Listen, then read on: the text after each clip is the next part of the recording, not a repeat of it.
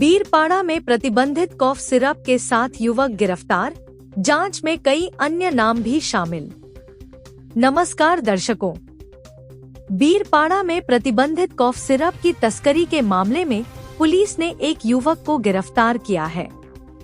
गुरुवार देर रात सादे कपड़ों में कार्रवाई करते हुए पुलिस ने बीरपाड़ा के सराय लाइन क्षेत्र से जितेंद्र सरकार नामक व्यक्ति को प्रतिबंधित कफ सिरप की बोतलों के साथ पकड़ा।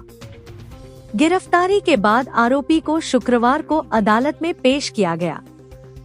पुलिस सूत्रों के अनुसार इस मामले में कई अन्य लोगों के नाम भी सामने आए हैं। बीरपाड़ा पुलिस स्टेशन के ओसी नयन दास ने बताया कि मामले की जांच जारी है और जल्द ही अन्य आरोपियों को भी गिरफ्तार किया जाएगा।